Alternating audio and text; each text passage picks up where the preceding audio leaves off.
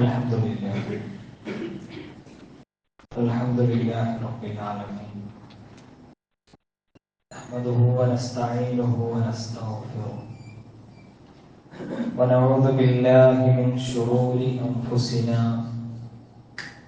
ومن سيئات أعمالنا من يهده الله فلا مضل له ومن يضلل فلا هادي له وأشهد أن لا إله إلا الله وحده لا شريك له وأشهد أن محمدا عبده ورسوله أرسله بالهدى ودين الحق ليظهره على الدين كله ولو كره المشركون اللهم صل على محمد وعلى آل محمد كما صليت على إبراهيم وعلى آل إبراهيم إنك حميد مجيد اللهم بارك على محمد وعلى آل محمد كما باركت على إبراهيم وعلى آل إبراهيم إنك حميد مجيد أما بعد فإن خير الكلام كلام الله وخير السنن سنن محمد صلى الله عليه وسلم وشر الأمور محدثاتها وكل محدثة بدعة وكل بدعة ضلالة أعوذ بالله من الشيطان الرجيم يا أيها الذين آمنوا اتقوا الله حق تقاته ولا تموتن إلا وأنتم مسلمون إن أريد إلا الإصلاح ما استطعت وما توفيقي إلا بالله عليه توكلت وإليه أنيب رب اشرح لي صدري ويسر لي أمري واحلل عقدة من لساني يفقهوا قولي ബഹുമാന്യരായ സത്യവിശ്വാസികളെ വിശ്വാസിനികളെ ജീവിതത്തിന്റെ നിഖില മേഖലകളിൽ പ്രപഞ്ചനാഥന്റെ ആജ്ഞാനിർദ്ദേശങ്ങൾ സൂക്ഷിച്ച് പാലിച്ച് പരമാവധി ഭക്തനായി തീരാൻ പരിശ്രമിക്കണമെന്ന് ആമുഖമായി ഒരു വസിയത്ത് എന്ന രൂപത്തിൽ ഓർമ്മപ്പെടുത്തുകയാണ്. അല്ലാഹു നമ്മേവരെയും അവന്റെ ഇഷ്ടദാസരിൽ ഉൾപ്പെടുത്തി അനുഗ്രഹിക്കട്ടെ. പ്രിയമുള്ളവരെ, നമ്മുടെയൊക്കെ ചർച്ചകളിലും ചിന്തകളിലും ഒക്കെയായി കഴിഞ്ഞ 10ഓളം ദിവസങ്ങളായി വന്നുകൊണ്ടിരിക്കുന്നത് ലോകത്ത് മനസാക്ഷിയുള്ള ഏത് മനുഷ്യന്റെയും കരളലിയിപ്പിക്കുന്ന വാർത്തകളാണ്. കേരളത്തിലെ മലയോര പ്രദേശമായിട്ടുള്ള വയനാട്ടിലെ ഒരു വേള വിനോദസഞ്ചാരികളൊക്കെ ഏറെ ഇഷ്ടപ്പെടുകയും ഒഴിവാക്കാൻ സാധ്യതയില്ലാത്തതുമായിട്ടുള്ള സൂചിപ്പാറ വാട്ടർഫാൾസ് ഒക്കെ ഉൾപ്പെടുന്നതായിട്ടുള്ള, അല്ലെങ്കിൽ അതിന്റെ ഒക്കെ അടുത്ത് സ്ഥിതി ചെയ്യുന്നതായ മുണ്ടക്കയിലും ചൂരൽമലയിലും ഒക്കെയാണ് കഴിഞ്ഞ ദിവസങ്ങൾക്ക് മുമ്പ് ഉരുൾപൊട്ടലുണ്ടായത്. ഞാൻ അതിന്റെ വസ്തുതാപരമായ കാര്യങ്ങളിലേക്ക്, അതിന്റെ മരണസംഖ്യകളിലേക്ക്, അത്തരത്തിലുള്ള അതിന്റെ സ്റ്റാറ്റിസ്റ്റിക്സുമായി ബന്ധപ്പെട്ട കാര്യങ്ങളിലേക്കല്ല നിങ്ങളുടെ ശ്രദ്ധയെ ക്ഷണിക്കുന്നത്. മറിച്ച് ഞാൻ നിങ്ങളൊക്കെ ആലോചിക്കേണ്ട വിശ്വാസികൾ എന്ന നിലക്കുള്ള ചില യാഥാർത്ഥ്യ ബോധങ്ങളെ കുറിച്ച് ഓർമ്മപ്പെടുത്താൻ വേണ്ടി ചില കാര്യങ്ങൾ പറയുക. അപ്പൊ നിങ്ങൾ ഒന്ന്, മുണ്ടക്കയിൽ ആദ്യം ഉരുള് പൊട്ടിയ സമയത്ത് ഒരു ചെറിയ കുട്ടി ഒറ്റയ്ക്ക് ഇങ്ങനെ ഒളിച്ചു വരാൻ. അപ്പൊ ചൂരന്മാരിൽ വലിയ പ്രശ്നം ഉണ്ടായിട്ടില്ല. അവിടുന്ന് ആ കുട്ടിയെ ഒരു ദമ്പതിമാര് എന്ത് ചെയ്യാണ്, അവര് ആ കുട്ടീനെ എടുത്ത് സേവ് ചെയ്യാണ്. എന്നിട്ട് അവര് പിന്നെ അതിന് വേണ്ട പ്രാഥമിക ചികിത്സകളൊക്കെ കൊടുക്കുന്നു. ഇത് നമ്മൾ കാണുന്ന ഒരു ചിത്രമാണ്. ഒന്നും വേറെ ആരും ബാക്കിയില്ലല്ലോ. അതേപോലെ തന്നെ മറ്റൊരു ഭാഗത്തേക്ക് നോക്കിക്കഴിഞ്ഞാൽ അതിന്റെ ആദ്യ ദിവസം നമ്മൾ കണ്ട പിക്ചറാണ്. അത് പിക്ചർ അല്ലല്ലോ, യഥാർത്ഥത്തിൽ അവിടെ സംഭവിച്ച കാര്യമല്ലേ. വാഹനങ്ങളുടെ ഒരു മാനുഫാക്ചറിങ് കമ്പനിയിലേക്ക് പോയ കണക്കെ എന്ന് തോന്നുന്ന വിധത്തിലാണ് അവിടെ വലിയൊരു ഫാക്ടറി ഇങ്ങനെ അടിഞ്ഞു കൂടിയ പോലെ. അത്രമാത്രം ആഡംബര വാഹനങ്ങളും അല്ലാത്തതൊക്കെ അവിടെ ഉണ്ട്. എല്ലാ ടൈപ്പ് വാഹനങ്ങളുടെയും അവശിഷ്ടങ്ങൾ അല്ലെങ്കിൽ മൊത്തത്തിൽ ഒക്കെ ഇങ്ങനെ വന്ന് അടഞ്ഞു കൂടിയിരിക്കുക. ഇത് നമ്മളൊരു ഭാഗത്ത് കാണുന്നു. അതേപോലെ തന്നെ മയ്യത്തിനെ അങ്ങനെ മുന്നിൽ കണ്ടിട്ട് വളണ്ടിയേഴ്സും അതുപോലെ തന്നെ ആശുപത്രി അധികൃതർ ഉൾപ്പെടെയുള്ള ഇതിന്റെ ഡ്യൂട്ടിയിലുള്ള ഉദ്യോഗസ്ഥർ ചോദിക്കുകയാണ്, ഈ മയ്യത്തിനെ അറിയുന്നവരുണ്ടോ, അല്ലെങ്കിൽ ഈ മയ്യത്തിന്റെ വേണ്ടപ്പെട്ടവരുണ്ടോ, ഉണ്ടെങ്കിലാണ് എടുത്തു കൊണ്ടോളും. അങ്ങനെ ആശുപത്രികളിൽ ഏതാനും ദിവസങ്ങൾ കഴിച്ചു കൂട്ടേണ്ടി വന്ന, അങ്ങനെ മാറ്റിവെക്കേണ്ടി വന്ന ഒരുപാട് അഡ്രസ് ഇല്ലാത്ത മയ്യത്തുകൾ. അഡ്രസ് ഇല്ലാതെ പോകാനുള്ള കാരണം എന്താണെന്ന് ഞാൻ വിശദീകരിക്കേണ്ട ആവശ്യം. കാരണം എല്ലാവരും പോയിട്ടുണ്ട്, ഒന്നടങ്കം ഒരു കുടുംബം ഒന്നാകെ പോവാ. അപ്പൊ ഇതൊക്കെ നമ്മളെ കൺമുമ്പിൽ നമ്മൾ വിഷ്വലായി കണ്ടുകൊണ്ടിരിക്കുകയാണ്. നമ്മളുടെ കൂട്ടത്തിലെ പല ആൾക്കാരോട് സന്നദ്ധ പ്രവർത്തനങ്ങൾക്ക് വേണ്ടി പോയപ്പോ അവര് ഡയറക്റ്റ് കാണുകയും ചെയ്തത്. 500ഓളം വീടുകൾ നിന്നിരുന്ന സ്ഥലങ്ങളിൽ ആ വീടുകളാണെന്ന് തോന്നുന്ന വിധത്തിൽ എന്തെങ്കിലും ഒരു അടയാളം അതുപോലും ബാക്കിയില്ലാതെ ചൊരണ്ടി കൊണ്ടുപോകുന്ന ഒരു സാഹചര്യം നമ്മൾ കാണാം. അതേപോലെ തന്നെ 1000ഓളം കുട്ടികളുടെ വിദ്യാഭ്യാസത്തിന്റെ സ്വപ്ന കേന്ദ്രമായിരുന്ന ഒരു വൊക്കേഷണൽ ഹയർ സെക്കൻഡറി സ്കൂളിന്റെ ഒരു ഭാഗം മാത്രമാണ് ബാക്കിയുള്ളത്. സാധാരണഗതിയിൽ ഈ ചൂരൽമലയിലേക്കാണ്, അവിടെ സ്കൂളിലേക്ക്, വള്ളാർമല സ്കൂളിലേക്കാണ് മുണ്ടക്കയിലൊക്കെ നോർമലി പൊട്ടുന്ന സമയത്ത് കഴിഞ്ഞ വർഷങ്ങളിലൊക്കെ ഇവിടെ വന്ന് ക്യാമ്പ് ചെയ്തിരുന്നത്. ഇപ്രാവശ്യവും ആ രൂപത്തിൽ അങ്ങനെ ഏതാനും കുടുംബങ്ങൾ അവിടെ പാർപ്പിച്ചിട്ടുണ്ടായിരുന്നു. പ്രിയപ്പെട്ടവരെ, അത് ഒരു സ്കൂൾ നിന്ന സ്ഥലത്ത് ഒരു പുഴ ഒഴുകുന്നതായിട്ടാണ് നമുക്കിപ്പോ കാണാൻ പറ്റുന്നത്. അതേപോലെ തന്നെ ധാരാളം മരണത്തിന്റെ കണക്കുകൾ, 400-ലധികം വരുന്ന എണ്ണം നമ്മൾ കഴിഞ്ഞ ദിവസങ്ങളിലായിട്ട് കാണുകയും മനസ്സിലാക്കിയിട്ടുണ്ടായി. സൈന്യം താൽക്കാലികം ദൗത്യം പൂർത്തീകരിച്ച് പോയി എന്ന് പറഞ്ഞാൽ ഇനി അവിടെ തെരച്ചിൽ നടത്തുന്ന ആളുകൾ തന്നെയും അവരുടെയൊക്കെ മനസ്സിലുള്ള ഒരു കാര്യം എന്താന്ന് വെച്ച് കഴിഞ്ഞാൽ, ഇത് അവരാരും വലിയ അറപ്പോടും കൂടിയും ഇനി എന്താ പറയാ ബോഡിയൊന്നും കിട്ടേണ്ടതില്ല എന്നുള്ള ഉദ്ദേശത്തിലല്ല പറയുന്നത്. എന്നാൽ അവരുടെയൊക്കെ മനസ്സിലുള്ള കാര്യം എന്താന്ന് വെച്ചാൽ, നമ്മളും ആഗ്രഹിക്കുന്നത് എന്താന്ന് വെച്ചാൽ, ഇനിയിപ്പോ ആ മണ്ണിന്റെ അടിയിലുള്ള മയ്യത്തുകൾ അത് കിട്ടാതിരിക്കലായിരിക്കും ഒന്നുകൂടി നല്ലത്. കാരണം അത്രയും ആഴത്തിലാണ് അത് കിടക്കുന്നത്. ഇനി അത് പുറത്തേക്ക് എടുത്ത് എന്താ പുറത്തേക്ക് എടുക്കാൻ ബാക്കിയുള്ളത്? ഞാനിത് സൂചിപ്പിച്ചത് കേരളം കണ്ട ദാരുണമായിട്ടുള്ള ഒരു ദുരന്തത്തിന്റെ വ്യാപ്തിയും അതിന്റെ വലിയ ആഴവും സൂചിപ്പിക്കുക എന്ന ഒരു ഉദ്ദേശത്തിൽ മാത്രമായി. മറിച്ച് അതിൽ നിന്ന് ഒരു വിശ്വാസിയെ സംബന്ധിച്ചിടത്തോളം അറിയേണ്ട ചില പാഠങ്ങളുണ്ട്. ദേശീയ ദുരന്തത്തിന്റെ ഒക്കെ പ്രഖ്യാപനങ്ങൾ ഉണ്ടാകുമെന്നാണ് നമ്മൾ പ്രതീക്ഷിക്കുന്നത്. അതിനു വേണ്ടിയിട്ടുള്ള ഒരുപാട് ശ്രമങ്ങൾ എല്ലാ ഭാഗത്തും ഉണ്ടാവും. അത് മറ്റൊരു വിഷയം. വിശ്വാസി ഓർക്കേണ്ട ഒന്നാമത്തെ കാര്യം, നമ്മൾ എവിടെ വെച്ച് ഏതൊരു ഭൂമികയിൽ എങ്ങനെ എപ്പോൾ നമ്മുടെ അന്ത്യം ഉണ്ടാകും എന്നുള്ളത് നമുക്ക് ആർക്കും പറയാൻ പറ്റില്ല.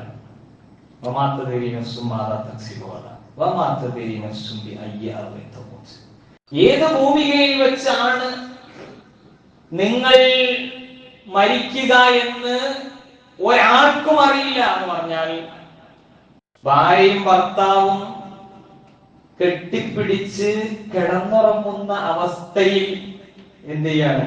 ഈ മയ്യത്തുകളെ കണ്ടെടുക്കുകയാണ്. ഇത് കാണുകയാണല്ലോ. ആലോചിച്ചു, കസേരയിൽ ഇരിക്കുന്ന രൂപത്തിൽ അങ്ങനെ ഇരുന്ന ഇരിപ്പിൽ കണ്ണുകൾ മുകളിലേക്കാക്കിക്കൊണ്ട് അന്താളിച്ചു നിൽക്കുന്ന വിധത്തിൽ. ഞാനതൊരു ഒരു വേറെന്തെങ്കിലും ഒരു ട്രാജഡിയേക്കാൾ വലിയൊരു ട്രാജഡി ഉണ്ടാക്കാൻ വേണ്ടിയിട്ട് പറയില്ല. നമുക്കറിയില്ല എങ്ങനെയാണ് മരിക്കുക എന്നുള്ളത്, നമുക്കറിയില്ല എവിടെയാണ് എത്തുക എന്നുള്ളത്. എന്റെ നാട് പോത്തുകല്ല്, 25 കിലോമീറ്റർ ആണ് പുഴ അടിസ്ഥാനത്തിൽ ഡിസ്റ്റൻസ് നോക്കുമ്പോൾ മുണ്ടക്കയിൽ നിന്ന് അങ്ങോട്ടേക്കുള്ളത്. ആദ്യത്തെ ദിവസം തന്നെയും 4 മയ്യത്തുകളാണ് നമ്മുടെയൊക്കെ ഗ്രൂപ്പുകളിൽ വന്നത്. 4 മയ്യത്തിന്റെ ഫോട്ടോ, പിന്നെ ഫോട്ടോ ഒക്കെ ഷെയർ ചെയ്യുന്നൊക്കെ റെസ്ട്രിക്ഷൻ ഒക്കെ ആയി. പ്രിയപ്പെട്ടവരെ, ആ 4 150ലേക്കും അതിനും മുകളിലേക്കും ഒക്കെ എത്തുന്ന അവസ്ഥയായി. പിന്നെ കുട്ടികൾ ഇങ്ങനെ ഈ കാര്യങ്ങൾ സന്ദർശിക്കാൻ പോകുന്ന സമയത്ത് ഓരോ കുട്ടികൾ പ്ലാസ്റ്റിക് കവർ എടുത്തിട്ടാണ് പോയിന്റ് സൈഡിലേക്ക് പോകുന്നത്. ചെടി ഒരു കവറിൽ, കൈയിന്റെ വിരല് കഷ്ണം ഒരു കവറിൽ, എന്നിട്ട് സന്നദ്ധ പ്രവർത്തകരെ ഏൽപ്പിക്കുക. ഞാൻ വലിയൊരു സംഭവമാക്കി പറയല്ല അത്. അപ്പൊ നമ്മൾ വിചാരിച്ചു 25 കിലോമീറ്റർ വലിയ സംഭവം. എന്നാൽ 50 കിലോമീറ്റർ അപ്പുറത്ത്, അതിനും അപ്പുറത്ത് പറോക്കയിൽ നിന്നൊക്കെയാണ് ഓരോ ബോഡിയുടെ ഭാഗങ്ങൾ കിട്ടുന്നത്. അപ്പൊ അവിടേക്ക് എത്തുകയാണ്. അതെത്താൻ നമ്മൾ യാത്ര ചെയ്യേണ്ട ആവശ്യമില്ല, നമ്മൾ ടിക്കറ്റ് കൊടുക്കേണ്ട ആവശ്യമില്ല. നമ്മൾ എവിടെ എത്തണമെന്ന് പടച്ചോൻ തീരുമാനിച്ച് പടച്ചോൻ അവിടെ എത്തിക്കുന്നു പറഞ്ഞാലേ ഇനി നമ്മൾ നിസാരാക്കാൻ പാടില്ല. നമ്മളെ കൺമുമ്പിൽ കാണാൻ. പണ്ട് നമ്മൾ അസമിലും അതേപോലെ തന്നെ ബാക്കി വേറെ എവിടെയെങ്കിലും ഒക്കെയാണ് നമ്മൾ കേട്ടെന്നുണ്ടെങ്കിൽ നമ്മുടെ കൺമുമ്പിൽ പടച്ചോൻ നമുക്ക് കാണിച്ചു തരാം. ഇപ്പൊ ലോകരക്ഷിതാവ് നമ്മളെ ഓർമ്മപ്പെടുത്തുന്നത് ഇങ്ങനെ വ്യക്തിപരമായിട്ട് നമ്മൾ ചിന്തിക്കുകയാണെന്നുണ്ടെങ്കിൽ ഈ വ്യക്തികളൊക്കെയും ഇവിടെ മരണപ്പെട്ടു പോയ വ്യക്തികളൊക്കെ എത്രയൊക്കെ കുറിപ്പുകൾ വന്നില്ലേ.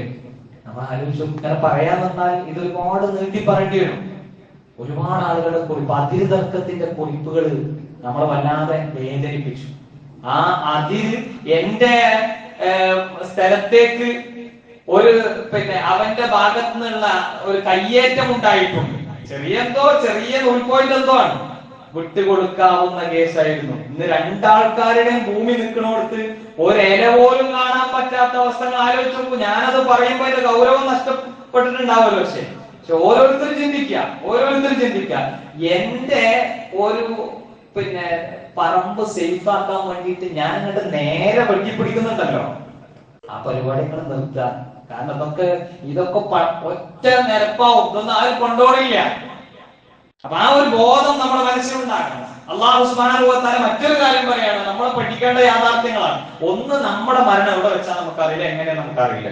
രണ്ടാമത്തത്, ഏത് സമയത്തും ഏത് വിധത്തിലും ഇത്തരത്തിലുള്ള ദുരന്തങ്ങൾ നിമിത്തം നമുക്ക് മരണത്തിന് കീഴ്പ്പെടേണ്ടി വന്നേക്കാം.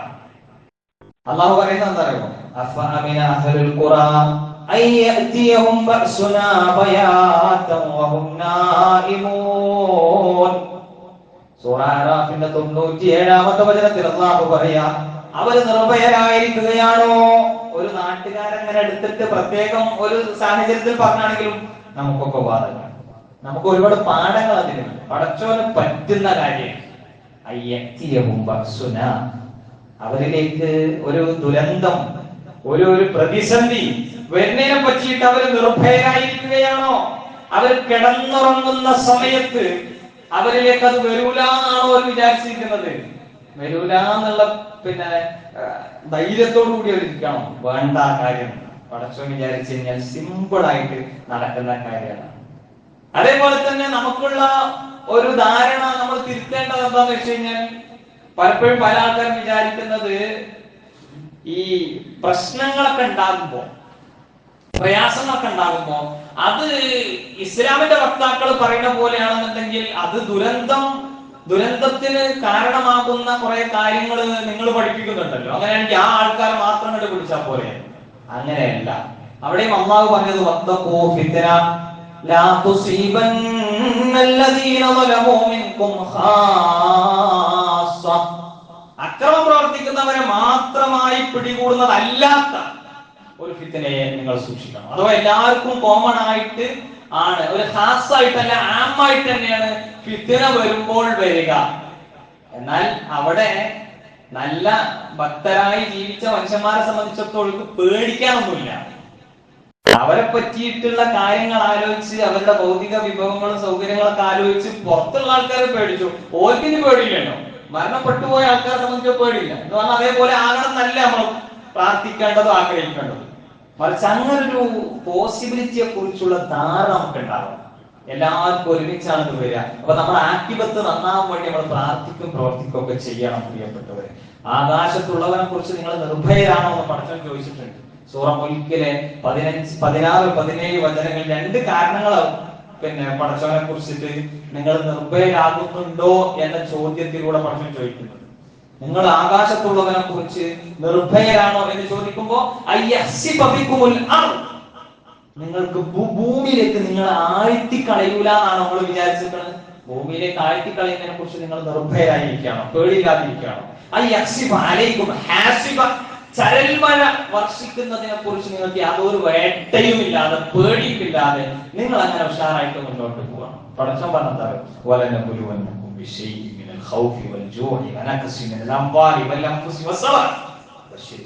നിങ്ങൾ ക്ഷമാലുക്കളായിരിക്കണം. പരീക്ഷണങ്ങൾ നിങ്ങളുടെ ജീവിതത്തിലെമ്പാടും കടന്നു വന്നേക്കാം. അത് എന്തിനാണ് പരീക്ഷണങ്ങൾ എന്നൊക്കെ നമ്മൾ വിലയിരുത്തുന്ന സമയത്ത്, എന്തിനാണ് പരീക്ഷണങ്ങൾ എന്ന് നമ്മൾ വിലയിരുത്തുന്ന സമയത്ത് പല ആൾക്കാർക്കും പല ധാരണകളായിരിക്കും ഉണ്ടാവും. പക്ഷെ ഖുർആൻ പറയുന്ന ആൻസർ വളരെ കൃത്യമാണ്. ഖുർആൻ നമ്മുടെ മുമ്പിലേക്ക് പരീക്ഷണങ്ങൾ എന്തിനാണെന്ന് പറയുന്നിടത്ത് 2 പ്രത്യേക ആംഗിളിൽ കാര്യങ്ങൾ അവതരിപ്പിച്ചിട്ടുണ്ട്. വേറെ കുറെ ഉത്തരങ്ങളുണ്ട്, പക്ഷെ നമ്മുടെ ഉള്ളിലേക്ക് സ്ട്രൈക്ക് ചെയ്യേണ്ട ഒരു 2 ഉത്തരങ്ങളെ നിങ്ങളുടെ മുമ്പിൽ സമർപ്പിക്കാം. ഇതൊക്കെ നമുക്ക് അറിയുന്ന കാര്യങ്ങളാണ്. ഒന്നെന്താണ്, നമ്മുടെ ജീവിതം തന്നെ പരീക്ഷിക്കാൻ വേണ്ടിയിട്ടാണ് പടച്ചവൻ എന്ത് ചെയ്തത്, മുന്നോട്ട് വെച്ചത്. അപ്പൊ ആ പരീക്ഷണം ഏറ്റക്കുറവുകൾ ഉണ്ടാവും. എല്ലാവർക്കും ഒരേപോലെ ആയിക്കോളുന്നില്ല. അപ്പൊ നമ്മൾ ചിലപ്പോൾ നമ്മളിങ്ങനെ സുഖത്തിലും സന്തോഷത്തിലൊക്കെ നിൽക്കുമ്പോ അത് ഭയങ്കര ഹൈറാണല്ലോ. അല്ല, അതിൽ ഒരു പരീക്ഷണം ഉണ്ട്. പലബുലൂക്കും ഫിത്നാന്ന് പടച്ചവൻ പറഞ്ഞിട്ടുണ്ട്. നല്ലതും ചീത്തയൊക്കെ കൊണ്ട് നിങ്ങളെ പരീക്ഷിക്കും. അപ്പൊ സമ്പത്ത് കുറെ കിട്ടിക്കഴിഞ്ഞാൽ അത് പരീക്ഷണമായി. പക്ഷെ അവിടെ വിജയിക്കാൻ എങ്ങനെ? അതിനോടുള്ള ബാധ്യതകളും കാര്യങ്ങളൊക്കെ നിർവഹിക്കുമ്പോഴാണ്. അതേപോലെ തന്നെ കുടുംബത്തിൽ വലിയ പ്രയാസമൊന്നുമില്ലാത്ത മുന്നോട്ട് പോകുന്നുണ്ട്, എല്ലാവരും തമ്മിൽ ബന്ധമൊക്കെ ഉഷാറായിട്ട് മുന്നോട്ട് പോകുന്നുണ്ട്, അപ്പോഴും അതൊരു പരീക്ഷണമായി കാണാൻ വിശ്വാസിക്ക് സാധിക്കണം. കാരണം അവിടെ വിള്ളലുകളില്ലാതെ പ്രയാസങ്ങളില്ലാതെ എല്ലാവരോടുള്ള ബാധ്യതകളൊക്കെ കൃത്യം നിർവഹിച്ച് മുന്നോട്ട് പോകാൻ കഴിയാന്നുള്ളതാണ്. അപ്പൊ ഒന്ന്, നമ്മളെ സംബന്ധിച്ചിടത്തോളം ജീവിതം തന്നെ പരീക്ഷിക്കാൻ വേണ്ടി നിശ്ചയിക്കപ്പെട്ടതാണ്. നമ്മുടെ മരണത്തിന് വേണ്ടി നമ്മൾ പ്രത്യേകം ഒരുങ്ങണം. മരണാനന്തര ജീവിതത്തിന് വേണ്ടി പ്രത്യേകം ഒരുങ്ങണം. അല്ലെങ്കിൽ ഖലഖൽ മൗത വൽ ഹയാ, മരണവും മരണാനന്തര ജീവിതവും സംവിധാനിച്ചത് ഈ ലോകത്തെ നമ്മുടെ ജീവിതത്തെ പരീക്ഷിക്കാൻ വേണ്ടിയിട്ടാണ്. ഈ ഒരു മഹസനമല്ല, നിങ്ങളിൽ ആരാണ് ഏറ്റവും ഉഷാറായിട്ട് മുന്നോട്ട് പോവാന്നൊക്കെ അറിയാൻ വേണ്ടിയിട്ട്. ഒരു കാര്യം എന്താണ്, ഇപ്പൊ ജീവിതം പരീക്ഷിക്കാൻ വേണ്ടിയിട്ടാണ്. നമ്മൾ ഒരു പരീക്ഷ സ്കൂളിൽ നടത്തുന്നു. അത് പരീക്ഷയാകണം എന്നുണ്ടെങ്കിൽ എന്ത് ചെയ്യണം? എന്തൊക്കെ കാര്യങ്ങളാണ് പഠിക്കാനുള്ളത് എന്നുള്ളത് നേരത്തെ സിലബസ് കൊടുക്കണം. ബാക്കി എങ്ങനെയൊക്കെ ആയാലാണ് പരീക്ഷയിൽ ജയിക്കുക എന്നുള്ള കാര്യങ്ങൾ മുന്നോട്ട് കൊടുക്കണം. അതൊക്കെ അതിന്റെ നോട്ടിഫിക്കേഷൻസും കാര്യങ്ങളും അതിന്റെ ക്രൈറ്റീരിയകളും ഒക്കെ നിശ്ചയിച്ചു കൊടുക്കണം. എന്നിട്ട് ആ പരീക്ഷ അവിടെ നടത്തണം. അപ്പോഴേ പരീക്ഷ എന്ന് പറയാൻ പറ്റുള്ളൂ. ഓറൽ ടെസ്റ്റ് ആയിട്ടോ റിട്ടൺ ടെസ്റ്റ് ആയിട്ടോ പരീക്ഷ നടക്കണം. പരീക്ഷ നടക്കുമ്പോഴാണ് പരീക്ഷ. അപ്പൊ ജീവിതത്തിൽ പരീക്ഷ നടക്കണം. ആ പരീക്ഷ മുണ്ടക്കയിലും ചൂരൽമലയിലും ഉള്ള ആൾക്കാരെ സംബന്ധിച്ചിടത്തോളം, നേരത്തെ കവളപ്പാറയിൽ ഉണ്ടായിരുന്ന ആൾക്കാരെ സംബന്ധിച്ചിടത്തോളം അവർക്ക് വന്ന പരീക്ഷണം എന്ന് പറയുന്നത് അവരെ കൊണ്ടുപോയി അതോടുകൂടി പരീക്ഷണം തീർന്നു. ചിലപ്പോ നമുക്ക് ഇങ്ങനെ മുന്നോട്ട് പോണീന്റെ അടക്കം ഈ പരീക്ഷണങ്ങൾ ആണെന്ന് തിരിച്ചറിയാൻ പറ്റാതെക്കുമ്പോ എന്താവും? ഈ പരീക്ഷണം കഴിഞ്ഞു കഴിഞ്ഞാൽ നമ്മൾ ബ്രേക്ക് ആവും. ഇത് കഴിഞ്ഞാൽ നമ്മുടെ പഴയ ചുറ്റുപാട്ടിലേക്ക് വരും. അതാണ് നമ്മളൊക്കെ പ്രശ്നം. അപ്പൊ ഒരു സൂചന കിട്ടുമ്പോൾ നമുക്ക് നന്നാവാൻ വേണ്ടിയിട്ടാണ്. അതാണ് മറ്റൊരു ഭാഗം. ഇത് എന്തിനാണ് പരീക്ഷണം എന്നുള്ളത് നമ്മൾ വിലയിരുത്തുമ്പോൾ വിനയാന്വിതരാകാൻ വേണ്ടിയിട്ടാണ്. സൂറ അൻആമിലെ 42-ാമത്തെ ആയത്തിൽ നമുക്ക് കാണാൻ പറ്റും, വലഖദ് അർസൽനാ ഇലൽ ഉമമി മിൻ ഖബ്ലിക് ഫഅഖദ്നാഹും ബിൽ ബഅസാഇ വദ്ദറ ലഅല്ലഹും യതദറഊൻ. ഒരുപാട് സൗകര്യങ്ങളൊക്കെ നമുക്ക് നൽകി. ധാരാളം റസൂലേ, താങ്കൾക്ക് മുമ്പുള്ള ഒരുപാട് സമുദായങ്ങൾക്ക് വലിയ സൗകര്യങ്ങളൊക്കെ ചെയ്തു കൊടുത്തിട്ടുണ്ട്. അവർക്ക് അതുകൊണ്ട് അവര് നല്ല ഉഷാറായിട്ട് മുന്നോട്ട് പോവുകയും ചെയ്തിട്ടുണ്ട്. അവരൊരു പിടുത്തം കണ്ട് പിടിച്ചു. നാം അവരൊരു പിടുത്തം കണ്ട് പിടിക്കും. അപ്പോഴോ എന്തിനാണ് ആ പിടുത്തം പിടിക്കുന്നത്? പരീക്ഷണം നടത്തുന്നത് എന്തിനാണ്? അവര് വിനയം കാണിക്കോന്ന് അറിയാൻ വേണ്ടിയിട്ടാണ്. അപ്പൊ പ്രിയപ്പെട്ടവരെ, നമ്മളെ സംബന്ധിച്ചിടത്തോളം അല്ലാഹു സുബ്ഹാനഹു വ തആല എന്തിന് പരീക്ഷണങ്ങൾ നിശ്ചയിച്ചു? വളരെ കൃത്യമായി. ഇനി പ്രകൃതി ദുരന്തങ്ങളൊക്കെ കൊണ്ടൊക്കെ നമ്മൾ കാണേണ്ട മറ്റൊരു കാര്യം എന്താണെന്ന് വെച്ച് കഴിഞ്ഞാൽ എങ്ങനെ ഇത് സംഭവിക്കണം, ഈ പ്രകൃതി ദുരന്തങ്ങൾ എങ്ങനെ സംഭവിക്കണം. നമുക്ക് പരീക്ഷണമൊക്കെയായിട്ട് അതിനെ മനസ്സിലാക്കാം. മുൻ സമുദായങ്ങളുടെ ശിക്ഷയായിട്ടാണ് വന്നിരുന്നത്. ആ ശിക്ഷയാണ് ഉറപ്പുള്ളതല്ലാത്തതിനൊന്നും നമുക്ക് ശിക്ഷ എന്ന് പറയാൻ പറ്റൂല. അതുകൊണ്ട് അത്തരം ഡയലോഗുകൾക്കൊന്നും ഒരു പ്രസക്തിയില്ല. പരീക്ഷണം എന്ന നിലക്ക് നമുക്കതിനെ മനസ്സിലാക്കാം. എന്നാൽ ആ പരീക്ഷണങ്ങൾ എന്ന നിലക്ക് ദുരന്തങ്ങൾ കടന്നു വരുന്നതിന്റെ ഒന്ന് രണ്ട് കാരണങ്ങളുണ്ട്. ഇതൊക്കെ അങ്ങനെ ക്യാപ്സൂൾ ആയിട്ട് നമുക്ക് മനസ്സിലാക്കി പോകാം. ആ ഒന്ന് രണ്ട് കാരണങ്ങളിൽ ഒന്നെന്താന്ന് വെച്ച് കഴിഞ്ഞാൽ റസൂൽ സല്ലല്ലാഹു അലൈഹി വസല്ലം തങ്ങൾ പറഞ്ഞതിന്റെ അടിസ്ഥാനത്തിലാണല്ലോ നമ്മൾ ഈ ലോകം അവസാനിക്കുന്നതുമായി ബന്ധപ്പെട്ട അടയാളങ്ങളൊക്കെ നമുക്ക് വിലയിരുത്താൻ പറ്റുന്നത്. ആ കൂട്ടത്തിൽ ഒന്ന് പറഞ്ഞെന്താണ്, തക്സുറ സലാസിൽ, ദുരന്തങ്ങൾ അധികരിക്കുന്നുള്ളത് ലോകം അവസാനിക്കുന്നതിന്റെ ഒരു അടയാളം. എന്ന് പറഞ്ഞാൽ നാളെ അവസാനിക്കുന്നതല്ല, അത് ആ ലക്ഷണങ്ങളൊക്കെ എത്തിയിട്ടുണ്ട്. മാറി ലോകം അവസാനിച്ചു പോയിക്കോട്ടെ, ഞാൻ നന്നായോ അല്ലേ എന്നുള്ളതാണ് അവിടുത്തെ തീം. അല്ലാതൊക്കെ ഒരു ലഫ്വി ആയിട്ടുള്ള അർത്ഥത്തിൽ വിലയിരുത്തേണ്ട കാര്യങ്ങളല്ല. ലോകാവസാനം എന്ന് പറഞ്ഞാലും സ്വർഗം നരകം എന്നൊക്കെ പറഞ്ഞാലും ഞാനെവിടെ എത്തി, അതിന്റെ പലരും ഞാനെവിടെ എത്തി അല്ലെ, നീ എവിടെ എത്തി, ഈ ചോദ്യത്തിനാണ് നമുക്ക് എന്ത് ചെയ്യേണ്ടത്, പ്രസക്തി ഉണ്ടാവേണ്ടത്. അപ്പൊ ലോകാവസാനത്തിന്റെ അടയാളമായിട്ട് നമുക്ക് ഇത്തരം കാര്യങ്ങളൊക്കെ കാണാം. ദുരന്തങ്ങൾ ഇങ്ങനെ റിപ്പീറ്റ് ചെയ്തു വരികയാണ്. അതേപോലെ തന്നെ നന്ദികേടിന്റെ ഭാഗമാണ് എന്ന് എന്ത് ചെയ്തിട്ടുണ്ട്, ഖുർആൻ വിശേഷിപ്പിച്ചിട്ടുണ്ട്. അതുപോലെ തന്നെ ഖുർആൻ തന്നെ വിശേഷിപ്പിച്ച നമ്മുടെ ശാസ്ത്രമൊക്കെ കൃത്യമായി ഗാഡ്ഗിൽ റിപ്പോർട്ടും കസ്തൂരിരംഗനും ഈ സംഗതികളൊക്കെ മുന്നോട്ട് വെച്ച കാര്യങ്ങളൊക്കെ ഉൾപ്പെടെയുള്ള കാര്യങ്ങളൊക്കെ വരുന്ന ഖുർആനിലെ വചനമാണ്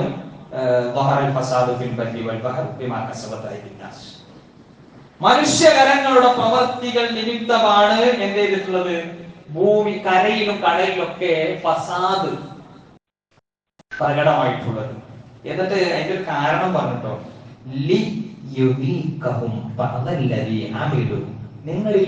നിങ്ങളിൽ ചില പ്രവർത്തിച്ചതിന്റെ അനന്തരഫലം അവരെ ആസ്വദിപ്പിക്കാൻ വേണ്ടിയാണ്. നിങ്ങളിൽ ചിലർക്ക് അതിന്റെ അനന്തരഫലം ആസ്വദിപ്പിക്കാൻ വേണ്ടിയിട്ടാണ്.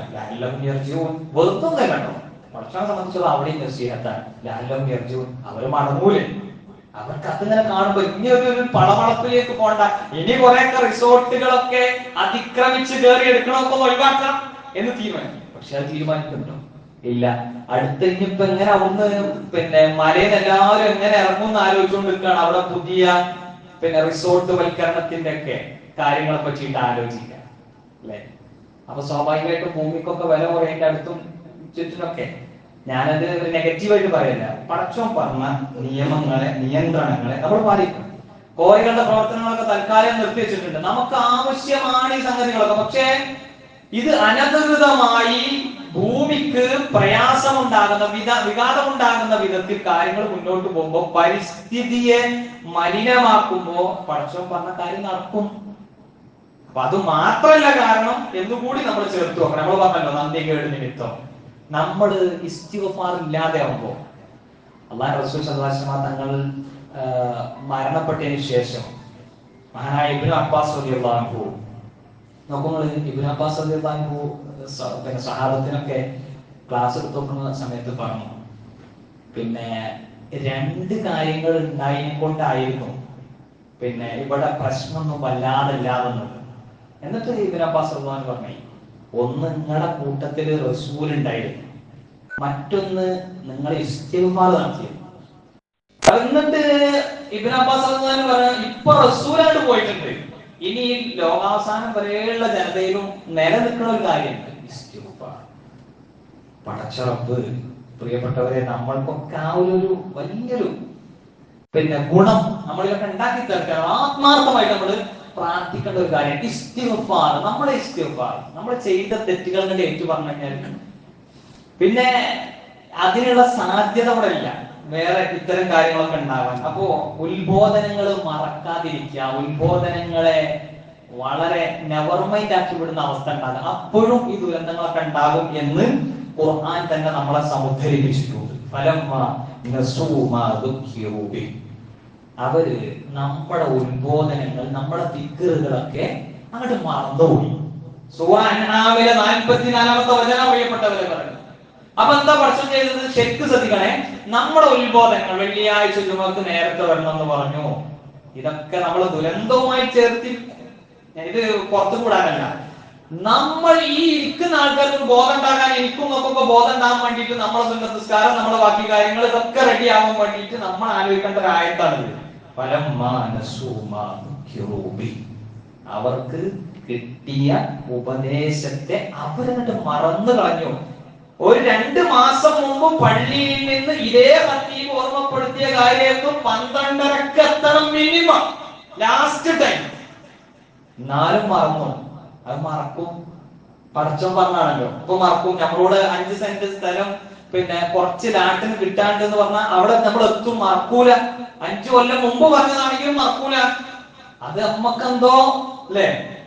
പക്ഷെ ഒന്നങ്ങനെ ആലോചിച്ചാൽ മതി, ഒന്നിങ്ങനെ കറങ്ങി തിരിഞ്ഞങ്ങനെ ആലോചിച്ചാൽ മതി. ഒക്കെ ഇങ്ങനെ ബാക്കിയാണെന്ന് പറയണില്ല.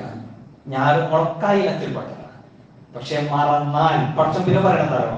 ഈ ഖുർആൻ ആയത്തുകൾക്കൊരു മനോഹാരിത എന്താ വെച്ചാൽ എല്ലാ ഇലങ്ങുണ്ടാവും, എല്ലാ ഇലങ്ങുണ്ടാവും. എല്ലാ അനുഗ്രഹങ്ങളുടെയും സുഖാഡംബരങ്ങളുടെ എല്ലാ വിധത്തിലുള്ള പട്ടുമെത്തകളും അവരിലേക്ക് തുറന്നു കൊടുക്കുകയാണ്, അതൊക്കെയും വിരിച്ചു കൊടുക്കുകയാണ്. അവർക്ക് നൽകപ്പെട്ടതിൽ അവർ ആനന്ദപുളകിതരായിക്കൊണ്ടിരിക്കുമ്പോ നാം ഒരൊറ്റപ്പിടുത്തം പിടിക്കുന്നതാണ് അവരെ.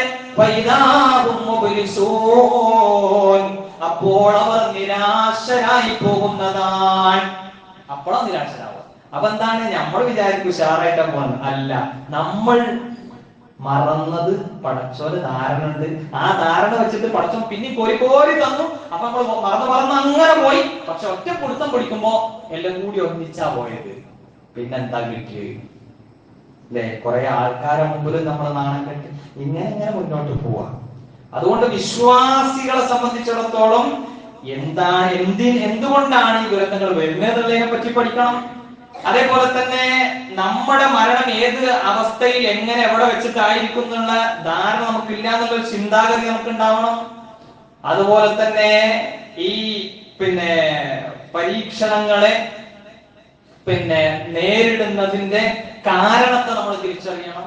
ഇതൊക്കെ നമ്മുടെ അറിവിന്റെ തലങ്ങളിലേക്ക് കൊണ്ടുവരണം. അറിവല്ല, അതൊരു കൃത്യമായ പ്രതിഫലനമായി മാറും. എന്റെ ജീവിതത്തിൽ ഈ പറഞ്ഞതിന്റെ എതിരൊന്നും ഞാൻ ചെയ്യണില്ലല്ലോ എന്ന് നമുക്ക് ആലോചിക്കാനും മനസ്സിലാക്കാനും സാധിക്കണം. അതേപോലെ തന്നെ വിശ്വാസിയുടെ ബാധ്യത എന്ന് പറയുന്നത് മരണചിന്ത വർദ്ധിപ്പിക്കണം. മരണചിന്ത വർദ്ധിപ്പിച്ചാൽ, ഞാൻ അതിന്റെ ഹദീസും ആയത്തുകളൊന്നും നിങ്ങൾ ശ്രദ്ധയിൽപ്പെടുത്തുന്നില്ല, മരണചിന്ത വർദ്ധിപ്പിച്ചാലുള്ള ഗുണം എന്താണെന്ന് 3 ഗുണങ്ങൾ ഉണ്ടാവും, 3 ദോഷങ്ങൾ ഉണ്ടാവും. എങ്ങനെ? 3 ഗുണങ്ങൾ വർദ്ധിപ്പിച്ചാൽ ഉണ്ടാകും, വർദ്ധിപ്പിച്ചിട്ടില്ലെങ്കിൽ അതേ സംഗതി വെച്ചിട്ട് 3 ദോഷങ്ങൾ ഉണ്ടാവും. ഒന്നാമത്തെ എന്താ വെച്ചാൽ തഅ്ജീലു തൗബ, തൗബയിലേക്ക് നമ്മൾ ധൃതിപ്പെട്ടു വരും. മരണചിന്ത ഇല്ലാത്തവരോ ആ തൗബ ഒരിക്കലും അതിലേക്ക് ധൃതിപ്പെട്ടു വരില്ല. മാത്രമല്ല തൗബയെ പറ്റിയുള്ള ചിന്താഗതിയെ ഉണ്ടാവും.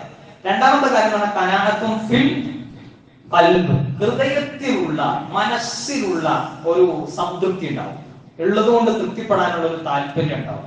മറ്റവന്റെ വെട്ടിപ്പിടിക്കേണ്ട എന്നുള്ളൊരു താല്പര്യം ഉണ്ടാവും. ആ ഖനാഅത്ത് ഉണ്ടാവൂല എപ്പോ? മരണചിന്ത ഇല്ലെങ്കിൽ അല്ലെ? അതാണല്ലോ നമ്മൾ കണ്ടത്. ഞാൻ അതിനെ ആ ലെവലിലേക്ക് കൊണ്ടുപോകല്ലോ. അപ്പോ ഇതൊന്നും നമുക്ക് അവര് അങ്ങനെ ചെയ്തോണ്ടാണോ അങ്ങനെ പലരും അങ്ങനെയൊക്കെ പറയുന്നുണ്ടല്ലോ അല്ലെ? അപ്പൊ അതൊന്നും ഒരിക്കലും നമ്മൾ പറയാൻ പാടില്ലാത്തതാണ്. ഇത് ഈ ഖുത്ബ എന്ന് പറയുന്നത്, ഇതിലെ 5 മിനിറ്റോ 10 മിനിറ്റോ നമ്മൾ അവതരിപ്പിക്കുന്ന ഈ അവതരണം എന്നൊക്കെ പറയുന്നത് ഓരോ ഇൻഡിവിജ്വൽസിനും വേണ്ടിയിട്ടാണ്. ഇവിടെ ഇരിക്കുന്ന എനിക്കും നിങ്ങൾക്കും എല്ലാവർക്കും വേണ്ടിയിട്ടാണ്. അതല്ലാതെ ഇത് എന്താ പറയാ ഒരു താത്വികമായ ഒരു അവലോകനല്ല. ഇത് മനസ്സിനെ നന്നാക്കാനുള്ള ഒരു ഉത്ബോധനം മാത്രമാണ്. ആ നിലക്ക് നമുക്ക് കാണാനും മനസ്സിലാക്കാനും സാധിക്കും. അപ്പൊ തഅ്ജീലു തൗബ ഉണ്ടാകും മരണചിന്ത ഉണ്ടെങ്കിൽ, ഖനാഅത്തുൻ ഫിൽ ഖൽബ് ഉണ്ടാകും മരണചിന്ത ഉണ്ടെങ്കിൽ, നശാത്തുൻ ഫിൽ ഇബാദ, ഇബാദത്തുകളിൽ ഒരു ഉത്സാഹം ഉണ്ടാവും. ഞാൻ നിസ്കരിക്കുമ്പോ, ഞാൻ നോമ്പെടുക്കുമ്പോ, ഞാൻ ബാക്കി ഇബാദത്തുകൾ ചെയ്യുമ്പോൾ ഇത് 3 ഉണ്ടാവില്ല. എപ്പോ? അതില്ലാതെ പോയി കഴിഞ്ഞാൽ. പിന്നെ അള്ളാഹിനെ കുറിച്ചുള്ള ഓർമ്മ, വിശ്വാസിയുടെ ബാധ്യത അള്ളാഹിനെ കുറിച്ച് എപ്പോഴും ഓർക്കണം. കാരണം അള്ളാഹിനെ കുറിച്ചുള്ള ഓർമ്മ ഉണ്ടായ ഒരു വ്യക്തിയെ സംബന്ധിച്ചിടത്തോളം എന്തുണ്ടാവില്ല കാര്യങ്ങൾ എന്തുണ്ടാവില്ല എന്ന് വെച്ചാൽ അയാളുടെ ജീവിതത്തിൽ നിരാശ എന്ന് പറഞ്ഞ സാധനം ഉണ്ടാവില്ല. അലാബിരിക്കില്ലാത്തതുമായി നിൽക്കുള്ളൂ. അള്ളാഹിനെ കുറിച്ചുള്ള ഓർമ്മയിലാണ് എന്ത് ചെയ്യുന്നത്? നമ്മുടെ മനസ്സുകൾ ശാന്തമാവുന്നത്. നിരാശയെ കുറിച്ച് മഹാനായ ഇബ്നു ഹജർ അൽ അസ്കലാനി റഹ്മത്തുള്ളാഹി അലൈഹി പറഞ്ഞതാണ് എന്ന് പറഞ്ഞാൽ പ്രതീക്ഷ എന്ന് പറയുന്ന സാധനത്തിന്റെ ഓപ്പോസിറ്റ് ആണ്. ഡിക്ഷണറിയിൽ അതിന്റെ അർത്ഥം ഖത്ഉർ റജ ആണ്, റജായ മുറിക്കലാണ്. എന്നാൽ ഇബ്നു ഹജർ അൽ അസ്കലാനി റഹ്മത്തുള്ളാഹി അലൈഹി പറഞ്ഞത് പ്രതീക്ഷയുടെ ഓപ്പോസിറ്റ് ആണ്. അത്രയും കാറ്റംപറേറ്റ് പറയുന്നത്. അപ്പൊ നമ്മൾ പ്രതീക്ഷ എവിടെ അസ്തമിക്കുന്നോ അവിടെ നിരാശ ഉണ്ടാവും. അപ്പൊ വിശ്വാസിക്ക് അവന്റെ ജീവിതത്തിൽ വേണ്ടപ്പെട്ടവർ മരിച്ചു, വലിയ ദുരന്തങ്ങൾ ഉണ്ടായി, പ്രശ്നങ്ങൾ ഉണ്ടായി, നിരാശപ്പെട്ട് നിൽക്കല്ല വേണ്ടത്. മറിച്ച് അവിടെ നമുക്ക് പിന്നെ വരാൻ പോകുന്ന വലിയൊരു ദുരന്തത്തിന്റെ ഭാഗമായിട്ടുള്ള ഒരു ടെസ്റ്റ് ഡോസ് ആണെന്ന് വിലയിരുത്താൻ മനസ്സിലാക്കാൻ സാധിക്കും. അത് നമ്മുടെ നാട്ടിൽ നടന്നാലും വേറെ എവിടെ നടന്നാലും ഒക്കെ നമ്മൾ ചിന്തിക്കേണ്ടതാണ്, നമ്മൾ ബാക്കിയുണ്ടെങ്കിൽ ചിന്തിക്കേണ്ടതാണ്. അല്ലാതെ മറ്റുള്ള കാര്യം അയ്യോ പാവം എന്ന് പറഞ്ഞ് നിൽക്കല്ല. പക്ഷെ കൂട്ടത്തിൽ എന്ത് വേണം? അള്ളാഹുവിന്റെ റസൂൽ സല്ലല്ലാഹു അലൈഹി വസല്ലം തങ്ങൾ പരിചയപ്പെടുത്തിയ കാര്യമാണ് പ്രയാസപ്പെടുന്ന ആൾക്കാരെ സഹായിക്കേണ്ടത്. ആർക്കേ കഴിയുള്ളൂ? അതാർക്കേ കഴിയുള്ള പടച്ചോനെ കാരുണ്യം കാണിക്കുന്ന ആൾക്കാരുടെ കൂട്ടത്തിലുള്ളത്. നിങ്ങൾ ഭൂമിയിലുള്ള ആൾക്കാരോട് കരുണ കാണിക്കും, അപ്പൊ ആകാശത്തുള്ളവൻ നിങ്ങളോട് കാരുണ്യം കാണിക്കും. അപ്പൊ എല്ലാവരും സഹായിക്കൽ നമ്മുടെ ബാധ്യതയാണ്. എന്നാൽ നമ്മൾ നിരാശപ്പെട്ട് എല്ലാം പോയില്ലേ എന്ന് പറഞ്ഞ് മുന്നോട്ട് പോകേണ്ട, അത് നമ്മുടെ ജീവിതത്തെ തളർത്തുന്ന ഒരവസ്ഥയിലേക്ക് മാറരുത്. അതോടൊപ്പം ദുരിതങ്ങളിൽ നബി സല്ലല്ലാഹു അലൈഹി വസല്ലം തങ്ങൾ നിർവഹിച്ച പ്രാർത്ഥനകൾ, ദിക്റുകളൊക്കെ നിർവഹിക്കാനും അതൊക്കെ കൊണ്ടു നടക്കാനും നമുക്ക് സാധിക്കേണ്ടതുണ്ട് എന്നാണ് പ്രിയപ്പെട്ടവരെ ഓർമ്മപ്പെടുത്താനുള്ളത്. അതുകൊണ്ട് നമ്മൾ പരമാവധി ഭക്തരായി തീരാൻ പരിശ്രമിക്കേണ്ടതുണ്ട്. അല്ലാഹു സുബ്ഹാനഹു വ തആല കാര്യങ്ങൾ എല്ലാവരും മനസ്സിലാക്കുന്ന നല്ല ഭക്തരുടെ കൂട്ടത്തിൽ നമ്മേവരെയും ഉൾപ്പെടുത്തി അനുഗ്രഹിക്കുമാറാകട്ടെ.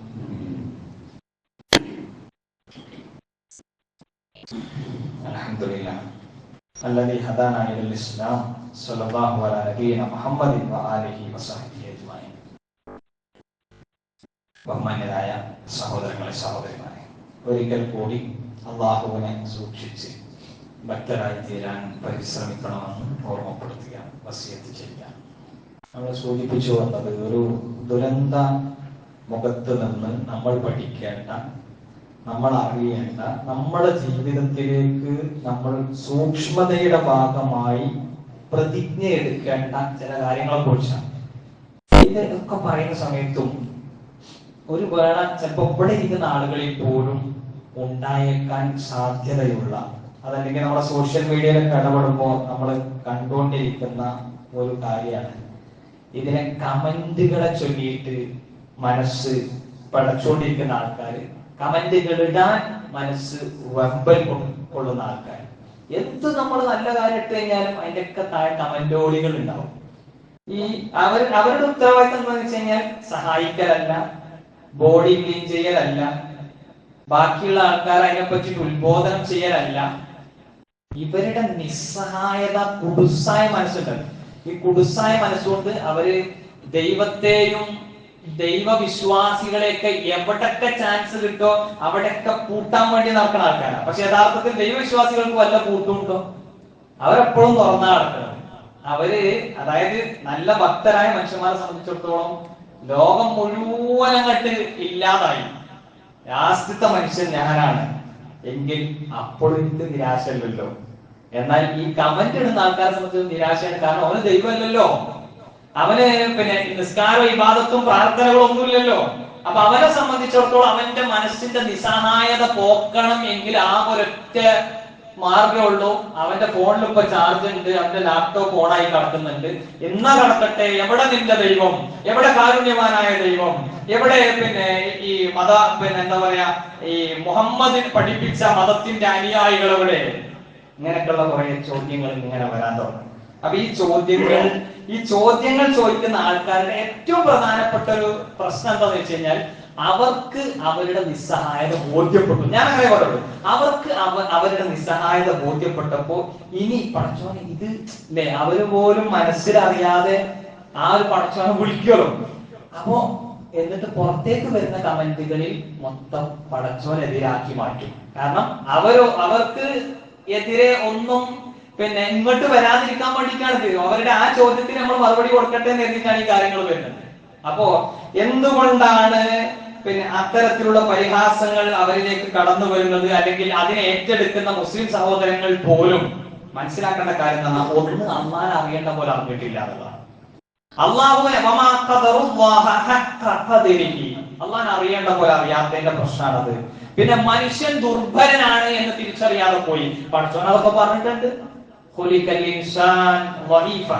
ഖുലിഖൽ ഇൻസാൻ വഈഫ. മനുഷ്യൻ സൃഷ്ടിക്കപ്പെട്ടിരിക്കുന്നത് വഈഫായിട്ടാണ്, ദുർബലനായിട്ടാണ്. അൻതുമുൽ ഫുഖറാഉ ഇലല്ലാഹ് വല്ലാഹു ഹുവൽ ഗനിയ്യുൽ ഹമീദ്. അല്ലാഹു സ്തുത്യർഹനും ഏറെ ഐശ്വര്യവാനുമാണ്. നിങ്ങളെല്ലാവരും അല്ലാഹുവിലേക്ക് ഫുഖറ ആണ്, ആവശ്യക്കാരാണ്, ദരിദ്രരാണ് എന്നൊക്കെ പടച്ചു നമ്മളെ പഠിപ്പിച്ചിട്ടുണ്ടെങ്കിൽ പ്രിയപ്പെട്ടവരെ, നമുക്ക് ഇത്തരം കമന്റുകൾ ഇങ്ങനെ കാണുമ്പോ നമ്മുടെ വിശ്വാസം കുറയല്ല വേണ്ടത്, വിശ്വാസം കൂടുകയാണ് വേണ്ടത്.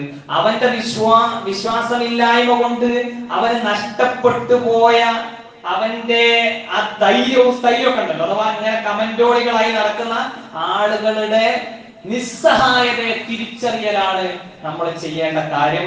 അതോടൊപ്പം തന്നെ അവരെ ഹിദായത്തിന്റെ വഴിയിലേക്ക് എത്തിക്കാൻ വേണ്ട പരിശ്രമങ്ങളും നമ്മൾ നടത്തണം. ഇതുകൂടി ആ കൂട്ടത്തിൽ ചേർത്ത് വെക്കുകയാണ്. വിശാലമായി നമുക്ക് ചർച്ച ചെയ്യാവുന്ന കാര്യങ്ങളൊക്കെയാണ്. എന്നിരുന്നാലും ഇതിന്റെ ബേസിക് ആയിട്ടുള്ള കാര്യത്തിലേ ഉള്ളൂ. അവർ അമ്പെ പരാജയം സമ്മതിച്ചുകൊണ്ട് ലോകത്തിനൊരു സെട്ടാവില്ലാതെ അത്തരം കാര്യങ്ങളൊന്നും നടക്കൂല എന്ന് ബോധ്യപ്പെട്ടതിന്റെ അടിസ്ഥാനത്തിൽ പിന്നെ ചെയ്യാൻ പറ്റുന്നതേ ഉള്ളൂ, റഹ്മാനും റഹീമുമായ റബ്ബ് എങ്ങനെ ചെയ്യുന്നു. റഹ്മാനും റഹീമുമായ റബ്ബ് ഇവിടെ അവന്റെ സൃഷ്ടികളെ സംവിധാനിച്ചിട്ടുള്ളത് അത് പരീക്ഷിക്കാൻ വേണ്ടിയാണ്. അപ്പൊ എന്തുകൊണ്ട് നമ്മൾ നേരത്തെ പറഞ്ഞ കാര്യങ്ങളൊക്കെ അതിന്റെ ചേരുവകളിൽ വെച്ച് നമ്മൾ സ്വയം ആലോചിക്കുകയും മനസ്സിലാക്കുകയും ചെയ്യുമ്പോൾ നമുക്ക് വിലയിരുത്താൻ പറ്റും ഇതൊന്നും ഒരു പ്രയാസമുള്ള കാര്യമല്ല എന്നുള്ളത്. എന്ന് പറഞ്ഞാൽ സട്ടാവിനെ സംബന്ധിച്ചിടത്തോളം സട്ടാവിന്റെ ക്വാളിറ്റിയെയും സട്ടാവിന്റെ അന്തസ്സിനെയും ബാധിക്കുന്ന, അവന്റെ സമതീയത്തിനെ ബാധിക്കുന്ന ഒരു പ്രയാസവും അതിൽ വരുന്നില്ല എന്നുള്ളത് നമുക്ക് ബോധ്യപ്പെടാൻ അത് മതിയാവുന്നതാണോ. അതോടൊപ്പം തന്നെ നമ്മൾ എന്ത് ചെയ്യണം, നിരന്തരമായി നമ്മളോട് പ്രാർത്ഥിക്കാൻ പറഞ്ഞിട്ടുള്ള പ്രാർത്ഥനകൾ നമ്മൾ നിർവഹിക്കണം. അഭയം തേടാൻ പറഞ്ഞ കാര്യങ്ങളിൽ നിന്ന് ഒക്കെ നമ്മൾ അഭയം തേടണം. അല്ലാഹുമ്മ ഇന്നാ നഊദു ബിക മിൻ സവാലി നിഅമതിക വ തഹബ്ബുലി ആഫിയതിക വ ഫുജാഅതി നിഖമതിക വ ജമീഇ സഖതിക എന്നൊക്കെ പറഞ്ഞുകൊണ്ട് ധാരാളം പ്രാർത്ഥനകളുണ്ട്. അല്ലാഹുമ്മ ലാ തഖതുൽനാ ബി ളദബിക വ ലാ തുഹ്ലിക്നാ ബി അദാബിക വആഫിനാ ഖബല ദാലിക. അല്ലാഹുമ്മ وإني ظلمت نفسي ظلما كثيرا ولا يغفر الذنوب إلا أنت فاغفر لي مغفرة من عندك وارحمني إنك أنت الغفور الرحيم. അങ്ങനെ നമ്മൾ ധാരാളം പ്രാർത്ഥനകളിലൂടെ മുന്നോട്ട് പോകേണ്ടതുണ്ട്. അതൊക്കെ നമ്മൾ പ്രത്യേകം ശ്രദ്ധിക്കുക. അള്ളാഹു അനുഗ്രഹിക്കട്ടെ. റഹ്മാൻ റഹീമായ റബ്ബ് നമ്മുടെ കൂട്ടത്തിൽ നിന്ന് മരണപ്പെട്ടു പോയ ബന്ധുമിത്രാദികൾ, ഗുരുനാഥന്മാർ, ആദർശ ബന്ധുക്കൾ എല്ലാവർക്കും മഗ്ഫിറത്തും റഹ്മത്തും നൽകി അനുഗ്രഹിക്കട്ടെ. അള്ളാഹുവേ, ഞങ്ങളുടെ കൂട്ടത്തിൽ പ്രയാസം അനുഭവിക്കുന്ന ആളുകളുടെ പ്രയാസങ്ങൾ നീ ദൂരീകരിച്ചു അനുഗ്രഹിക്കണേ നാഥ. അള്ളാഹുവേ, രോഗം കൊണ്ട് ബുദ്ധിമുട്ടുന്ന ആളുകളുടെ രോഗത്തിന് യഥാർത്ഥ ശമനം നൽകി അനുഗ്രഹിക്കണേ നാഥ. അല്ലാഹുവേ, ഞങ്ങളുടെ കൂട്ടത്തിൽ ധാരാളം കടബാധ്യതകളുള്ള ആൾക്കാരുണ്ട്, അവരുടെ കടബാധ്യതകൾ നീ ദൂരീകരിച്ചു കൊടുക്കണേ നാഥ. അല്ലാഹുവേ, ഞങ്ങളിൽ നിന്ന് മരണപ്പെട്ടു പോയ ഞങ്ങളുടെ ബന്ധുമിത്രാദികൾ, ഗുരുനാഥന്മാർ, ആദർശ ബന്ധുക്കൾ എല്ലാവർക്കും മഗ്ഫിറത്തും റഹ്മത്തും പ്രദാനം ചെയ്യണേ നാഥ. ഞങ്ങളെയും അവരെയും നിന്റെ ജന്നാത്തുൽ ഫിർദൗസിൽ ഒരുമിച്ച് കൂട്ടി അനുഗ്രഹിക്കണേ നാഥ. അല്ലാഹുവേ, പ്രണയം നിമിത്തം ധാരാളം ആളുകൾക്ക് ധാരാളം പ്രയാസങ്ങൾ ഉണ്ടായിട്ടുണ്ട്. അവിടെയൊക്കെ അവർക്ക് ക്ഷമയും സഹനവും അവരുടെ കുടുംബങ്ങൾക്ക് എല്ലാവിധത്തിലുള്ള സ്ഥൈര്യവും പ്രദാനം ചെയ്ത് അനുഗ്രഹിക്കണേ നാഥ. അല്ലാഹുവേ, പുനരധിവാസവുമായി ബന്ധപ്പെട്ട പ്രവർത്തനങ്ങളിലൊക്കെ ഞങ്ങൾക്ക് ഇടപെടാനും ഞങ്ങളുടെ കുടുംബക്കാരെ പോലെ അവരെ നോക്കിക്കാണാനും ഒക്കെയുള്ള നല്ല തൗഫീഖ് ഞങ്ങൾക്ക് നീ പ്രദാനം ചെയ്യണേ നാഥ. അല്ലാഹുമ്മ ഗ്ഫിർ ലി വൽമുഅ്മിനാത്ത് വൽമുസ്ലിമീന വൽമുസ്ലിമാത്ത് വൽഅഹ്യാഇ മിൻഹും വൽഅംവാത്ത് ഇന്നക മുജീബു ദഅവാതി യാ ഖാദിൽ ഹാജാത്ത്. അല്ലാഹുമ്മ അജിർനാ മിനൻ നാർ, അല്ലാഹുമ്മ അജിർനാ മിനൻ നാർ, اللهم اجرنا من النار. ربنا اصرف عنا عذاب جهنم إن عذابها كان غراما إنها ساءت مستقرا مقاما. ربنا هب لنا من أزواجنا وذرياتنا قرة أعين واجعلنا للمتقين إماما. اللهم يا مقلب القلوب ثبت قلوبنا على دينك. اللهم يا مصرف القلوب صرف قلوبنا على طاعتك. اللهم اجعلنا من المتواضعين ولا تجعلنا من المتكبرين. ربنا آتنا في الدنيا حسنة وفي الآخرة حسنة وقنا عذاب النار.